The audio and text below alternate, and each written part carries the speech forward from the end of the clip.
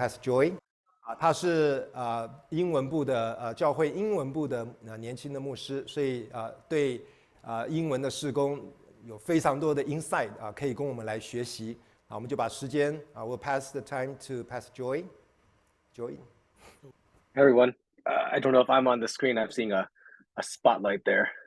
I'm gonna drop a document into the chat for those who are on the call right now, so you can follow along on some of the things that I'll be talking through, and they're gonna be a reference point of notes you can take for later. But I just want to say thank you for inviting me. The very little bit of Chinese I heard from that introduction, I heard I'm young, but if you think I'm young, your next generation, it's already off. I'm no longer young. I'm in my early 40s, and if that's young, then next generation is already something you need to consider as much younger.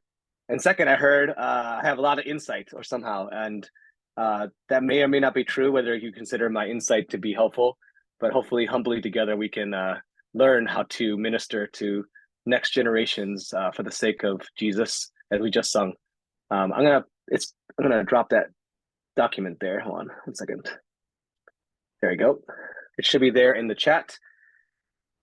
Hope if you don't see that, Bill, let me know so I can do it again, or you can help me. I'm gonna kind of use that as the framework of the conversation. And when I think about next generations, I have a 9-year-old daughter and a 6-year-old daughter, and I consider them, for me, the next generation. And already we don't really truly know what to call that generation, people born after 2012. My older one is born in 2014.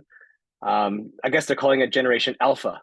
But she is very influenced by the current young generation, Generation Z language. We don't allow my daughter to have her own devices. In fact, my wife and I already have a discipleship plan in our family. She will not have a phone of her own until she can drive a car, because I believe driving a car is being responsible for other people's lives, and holding a device is actually more dangerous. So she cannot even at least drive a car. She cannot handle a phone. And so that's kind of the gauge. But she has a chat group with her friends. And I had no idea, like, we don't want her to chat using her own device, so we put it on my wife's phone. I'm glad it's not on my phone. It'd be very annoying. But she called this chat group, or someone in her group called it Slay, S-L-A-Y. And if you have no idea what that word means in today's language, you have not connected to this current generation's use of language. That word is being used to define something that's done well, to do something good, to be successful, or to just win. It's a wide range of usage of slay, kind of like the usage of slaying a dragon, but used it for our context of just everyday language. But I want to just kind of gauge where you guys are, or maybe you can get a sense of where you are. And so I like playing games because I was a youth pastor for the first 6 years of ministry. And so I have a few emojis there for you on the document. If you aren't seeing the document, I'll copy and paste them into the chat so you can kind of see them. But the first one, I don't know how you would describe that emoji yourself. But if you were to look at that emoji, the emoji of a skull, I actually, if you are probably the boomer generation, I highly doubt you have ever used that emoji. It's unlikely that you have used it. You wouldn't know what to necessarily do with that particular emoji, I bet. And if you do know what that is, either you have adapted your language usage, or maybe you have a young person in your life who's told you. But my generation, the millennial generation, uses that to kind of describe that we're exhausted, or maybe we're dead from some activity. But the next generation chose to use that to describe laughter. It's like you're dead from laughing at something. It's like so hilarious that you laughed yourself to death. So it's extremely humorous is how they use that emoji. The next one, I don't really use this one too much myself. It's a little water droplet coming from the person's face. I think first observation, maybe you consider that to be sweaty. I think that's how I've used that particular emoji before, is to describe sweat or something like that. The next generation chooses to use this sarcastically. when they use that to just use it to describe being stressed, like you're studying for your SATs, and they would use that to describe, I'm feeling stressed, but I'm kind of okay. It's kind of communicating sarcastically that you're fine, but you're not fine. That's how they use that particular emoji. The next one, the thumbs up. This one you probably used. The first two, if you're in the boomer generation or millennial generation or Gen X, you probably may or may not use the first two, but we've all used the thumbs up. In fact, it's built into Zoom. And if you use that, you usually mean, I agree, I'm okay with this. The next generation, they've chosen to use this sarcastically. So if you have a person who's in Gen Z on your staff, whether you're an employer or you're a pastor, and they give you a thumbs up, it's very possible they mean that passive aggressively. It's like, yeah, but I don't agree with you, not really. They use that completely differently. I give that an example of emojis, because that's actually one of the main ways that the next generation uses chat and Slack or all the other things, because how people use language defines a generation. And if you're going to think about how to reach the next generation, part of it is thinking about how they use language and what that means about the worldview. I'm going to go very quickly over the next little bit because I want to spend more time at the end. But I do want to kind of get on the same page by what it means for next generation. Since I was described as young, I was born in 1982, which relative, if you were born before me, you would consider me to be young. But millennials are born 1981 to 1996. Gen X was 1965 to 1980. Boomers were 1946 to 64, which means 1997 to 2012 is kind of what I would define as next generation right now. That's anyone from age 11 to 26. And they're coming in large force to the workforce. They're college graduates. They're a large part of the voting base in this upcoming election. They're pretty significant, this next generation. They're also increasingly one of the largest generations ever. If you look at just general sizes, they're pretty large in terms of the size of the general population in the US. And if you look at the world, they're one of the largest generations of the world.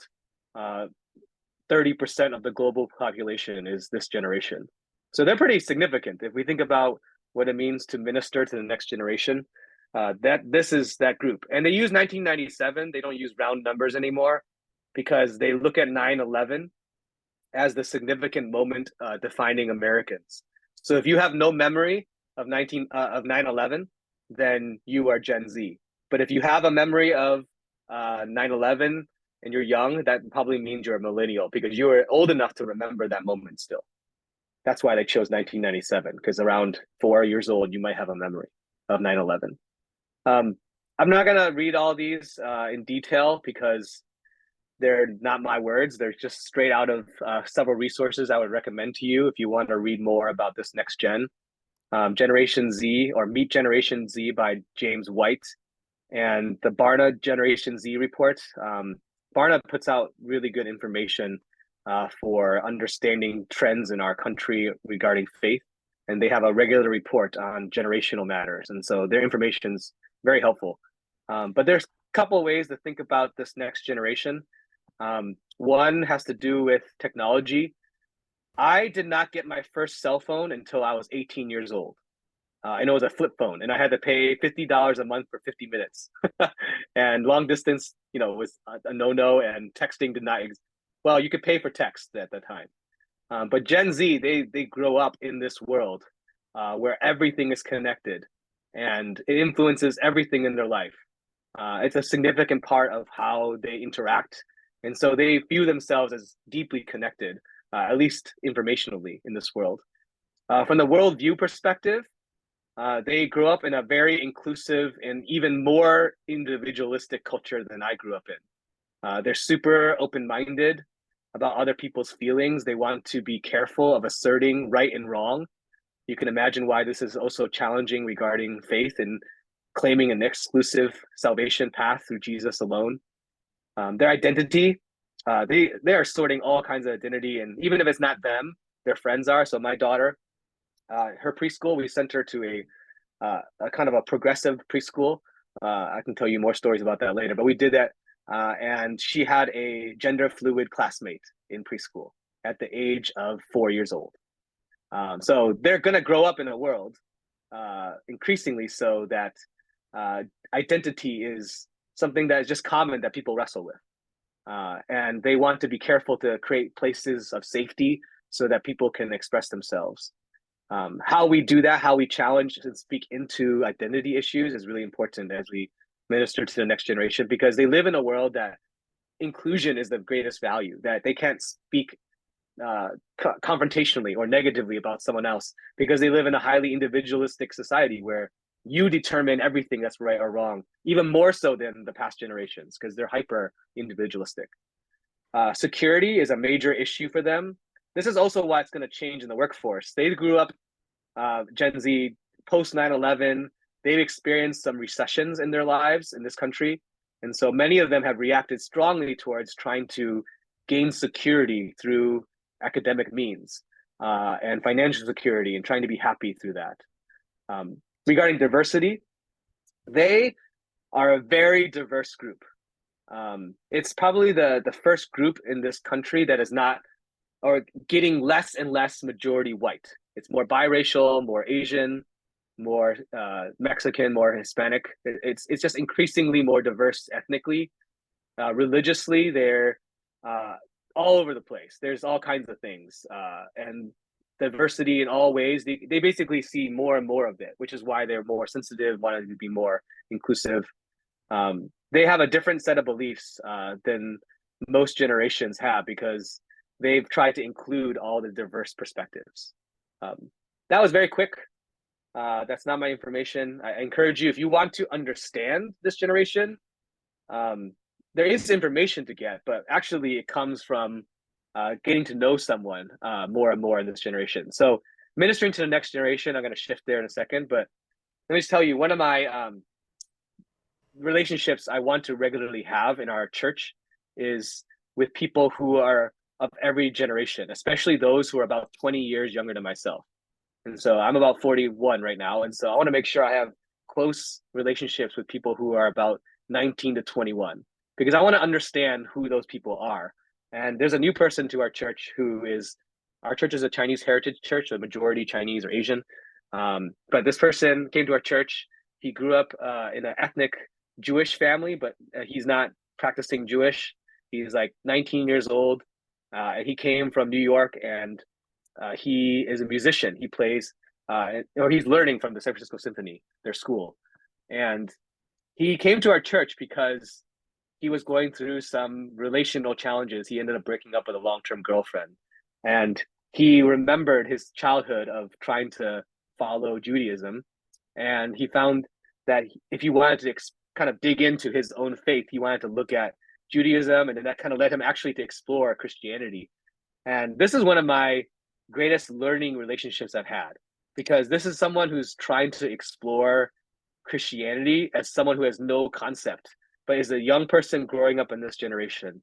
And all the things that I just described earlier and all the things I'm going to try and share in a little bit, I see all of this in that relationship. I could learn all about this from a book. I could learn all about this from like reading reports.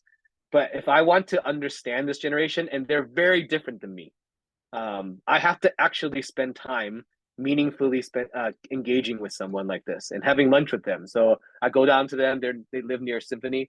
And so I go down and have lunch with them and ask them about their schooling, their relationships. And this is how I learn. And so one of the things I'll talk about in a second is, if you want to minister to people who are of another generation, and we all know this, if you want to minister to people who are like you have to be like a missionary. You have to think uniquely from a perspective and posture of learning. I want to read that verse before I get ahead of myself. I've been praying this for you guys this past week from Psalm 78. It says, "We will not hide them from our children, but to tell them to the coming generation the glorious deeds of the Lord and his might and the wonders of what he has done.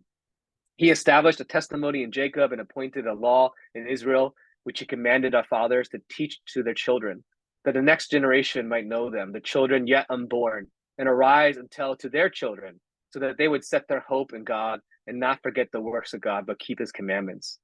I mean, embedded into the people of God is this call to pass on the good news of the goodness and the glorious deeds of our Father, most significantly in Jesus. And that's what we want.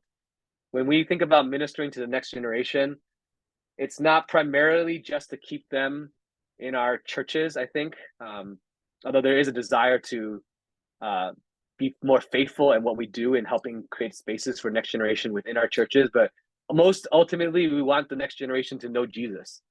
We want them to know Christ and live for him and continue to pass that on for next generations to come. That requires a different approach. I realized much of what I do in ministry today is primarily out of the ways I learned from my own experiences, seminary, how I've done church for the last 10 years as a lead pastor, 15 years plus as just a pastor in general. And the things that this next generation are experiencing just even very shortly after me are dramatically different. And I need to have the humility to kind of engage differently. And so I think about Acts and the ways that the gospel gets out in the book of Acts. And you know this if you've been a minister for a while or read the Bible a number of times. Acts 2, you see Peter anchoring his sermon very deeply in Jewish theology, and many people come to faith. And then you see Paul in Acts 17.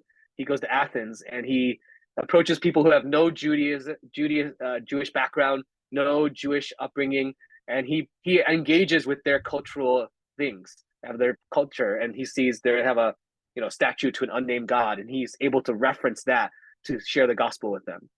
We need to have different approaches.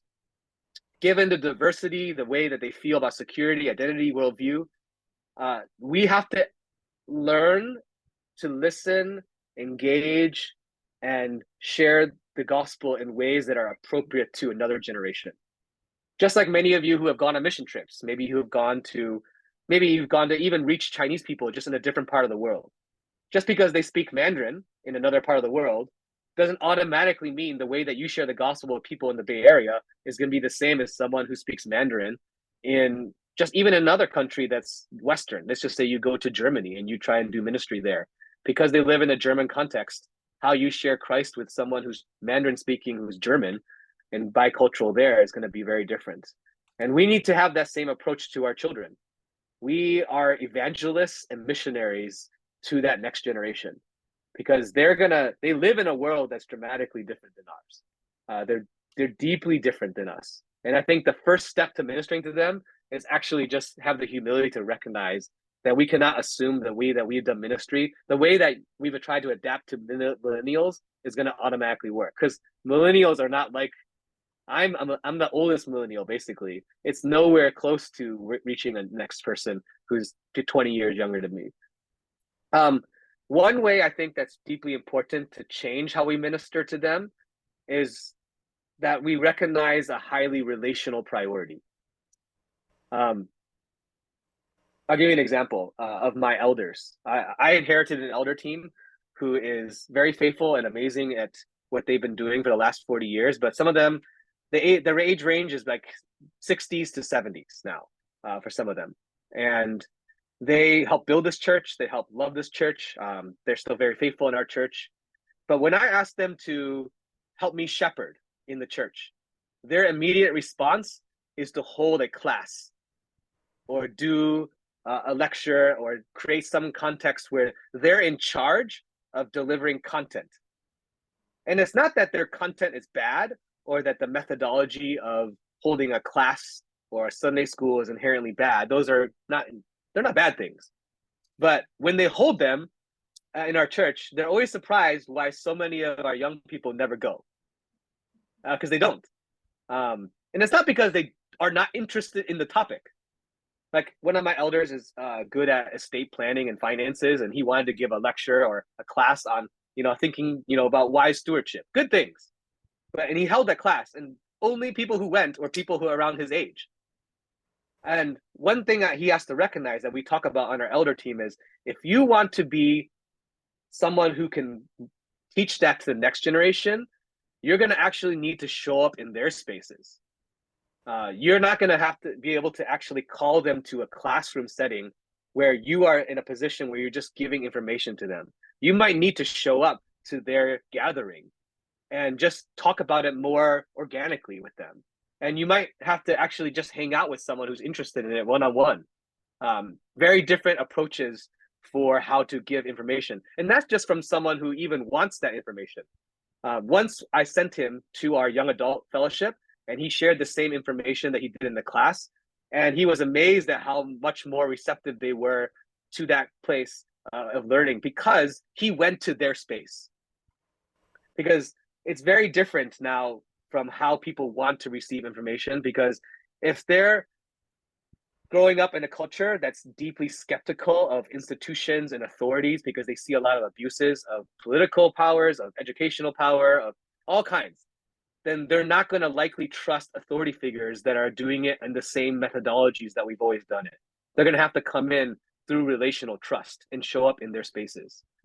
It's not, and this is especially so, even though we live in a digital age and they're deeply connected informationally, if it's just about information, it's not going to work. Because they could just Google it or watch a YouTube or listen to a podcast that has everything we could give them. Information is infinitely accessible now.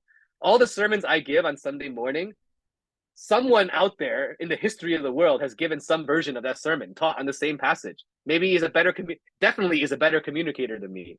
But the reason that we can minister to the people is because there's some relational effort towards being in the relationship with them and going to their spaces. If we want to minister to the next generation, it often will come much smaller spaces and much slower, because we're not going to be able to gather large crowds around content anymore, because they can get that content from anything, I believe. That's why this young person who's not yet a Christian, who's exploring their faith, they've been coming to our church more faithfully than some of the Christians in our church, because they've been coming through COVID for 2 years, even though they don't even know Jesus yet. And he attributes it because people are showing up in his life. And he has a space in our church to ask questions about what it means to follow Jesus. He has not declared faith yet, but he still comes because we're going to him and he has a safe place to ask questions. I think ministering to them also means we need to embrace diversity. And when I say diversity, I do not just mean ethnic. I mean personality, generational. There's so many ways to think about diversity. Actually, most of your Chinese churches are more diverse than the average white church. I don't know if you realize this now. Chinese churches, I believe, in this country are some of the most diverse churches in this country. And that's why it's so hard for us to do church together, because then you have different generations. You have Hong Kong, Taiwan. You have what year did you come from? Shanghai. Like, so many differences there trying to be in the same place. But one important area of diversity, of kind of recognizing and including to the next generation, is allowing that diversity to have real voice and real power in your church. And I'll talk about that from my own perspective. And Bill, tell me when I'm over talking, if I'm talking too long, because I'm a pastor, so I will preach forever. You need to stop me. But I will at least say this. From my perspective, I'm at Sunset Church because my voice and my leadership, even though I'm generationally and linguistically different than the larger historical leadership in our church, there is room for me with a seat at the position of power in our church. And that is important, because if you want to see a next generation involved and take ownership in your church, you have to create room to include them into real decision making. Like Bill and I sat on an elder board together for many years, and we had an ability to speak into each other and disagree with each other. What Bill said was not automatically what's going to happen in our church. What I said was not automatically going to happen. We really, actually, even though he's like my father's age, had space at the leadership table to decide together, which means one value of Sunset Church, which has been there, is we're willing to let someone who's our children's age actually have a position that's to decide in our church. They've included diversity generationally into the leadership structures of our church. Now, we don't do that flippantly. We have to give it to wise, trusted people with character. But I believe that's in a huge part of next generation. Like, are we going to actually, as they get old enough to demonstrate maturity and trustworthiness, be able to lead in our church? It's amazing in our church.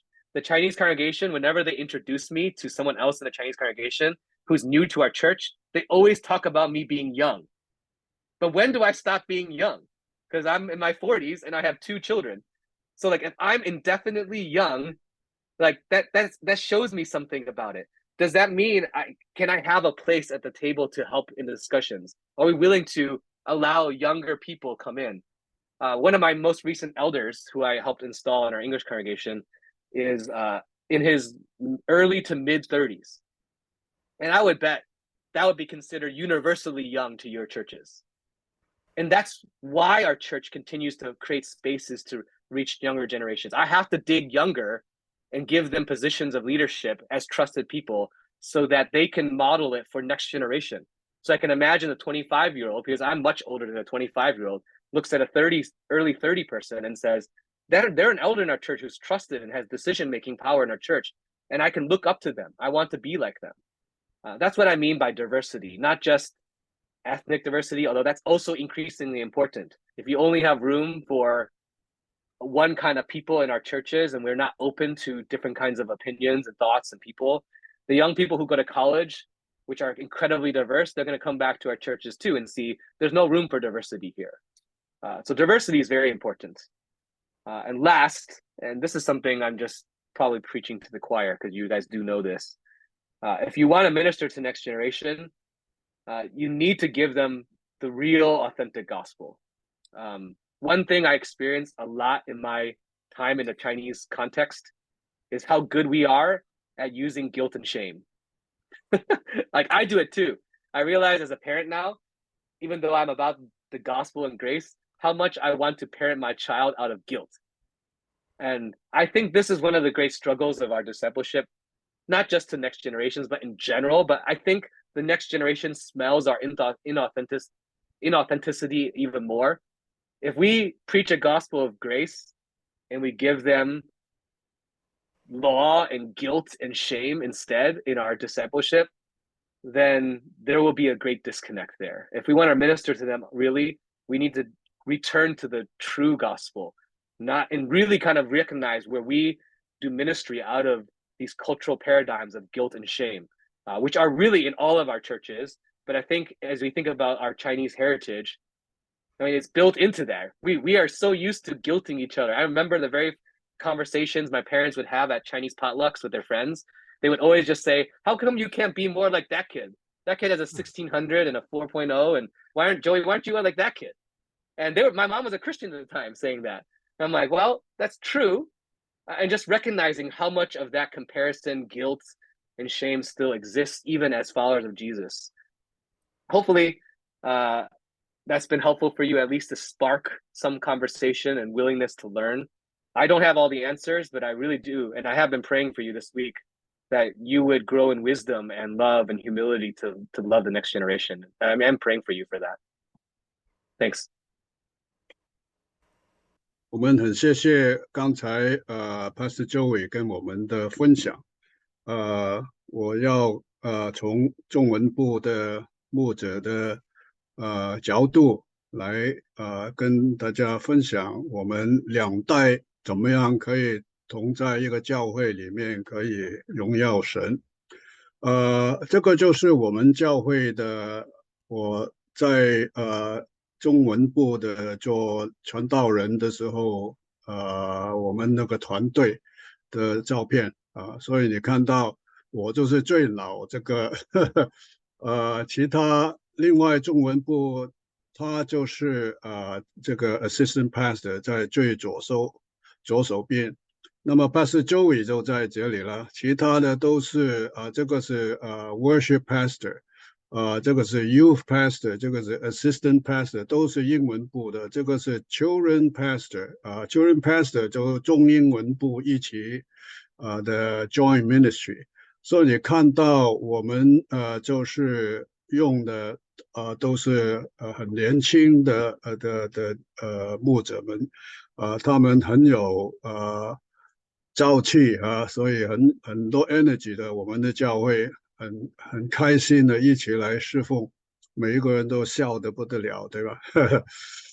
这个是我们的 youth 的，你看很多的小朋友，这个是他们在那个的暑假的时候的 gathering， 我们有一个 camp tune 就而且不单只是我们教会，还有这个社区里面有一些非基督徒都把他们的孩子送到我们教会的 summer camp 这样。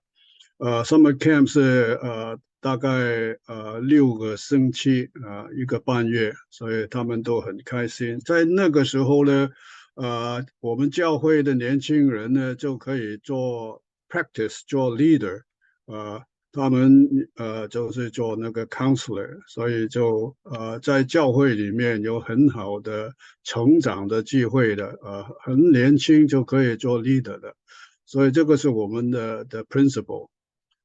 刚才我 summarize 刚才周易牧师他说的一些的 main point 是世代就是 Gen Z， 就是11到26岁那个年纪，他现在是40岁了，所以他也是老了。但是他说 Gen Z 他生长在一个tech world 里面他们呢比较情绪化，因为他们看到911跟很多这个 economic 的 tsunami 那个时候所以他们比较很敏感的，他们比较没有那么好的安全感，所以他们呢就很害怕被人家指着他们说你是对的还是错的，所以他对这个对与错是很敏感，所以他们就比较喜欢躲在一些比较安全的地方。怎么样安全一些呢？就是不要批评人家，不要建立仇敌所以他们就比较好像我们就觉得他们比较不懂事了好与坏好像不懂了，但是其实他们觉得有那个需要，因为他们现在面对的世界是很复杂，比我们小的时候复杂很多。所以他们比较安全呢，就是怎么样呢？找寻个人的成功跟快乐，就是在那个学业方面呢，在将来的工作方面他们不那么大的所谓那个的野心呢对世界也没有太大的这个的抱负，可以说，所以他们呢就而且他们就看到，尤其是我们亚裔的下一代，就看到现在的种族、宗教跟性上面都很多元化，所以他们要在这种的环境里面生存的话，所以就要接受这样的世界了。所以呢，他就说青年事工呢，尤其是我们上一代要从一个很新的方法去看，不要要学习不要用我们的方法，很重要的就是要注重关系，不是用我们的权威去管理他们。所以你看到我们那个时候的pastor 都是 we give them full authority 而且呢，他也举了一个例子是非常好的。他说英文部有一个的60岁的长老，他想要开一个班要年轻人来参加，怎么样呢？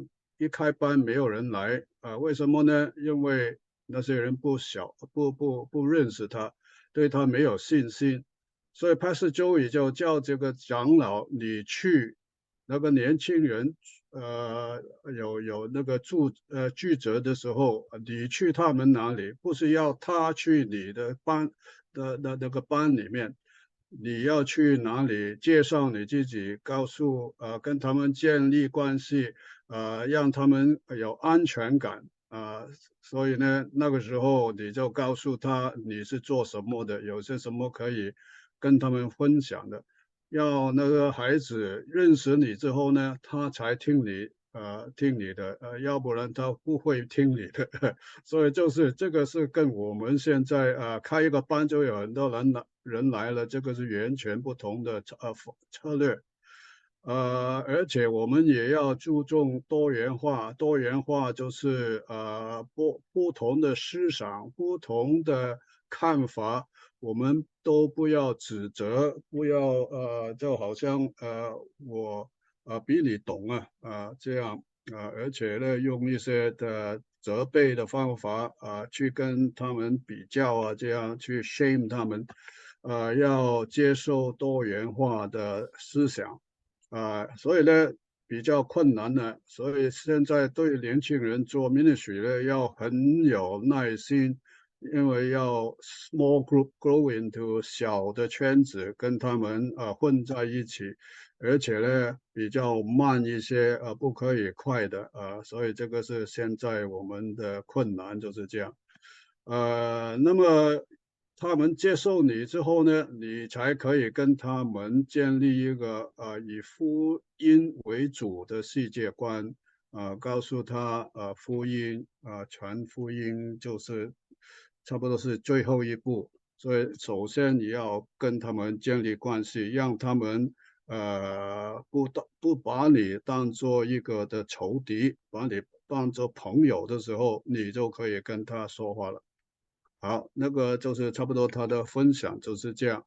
那么我现在就谈一谈我们中文部跟英文部怎么样配合呢？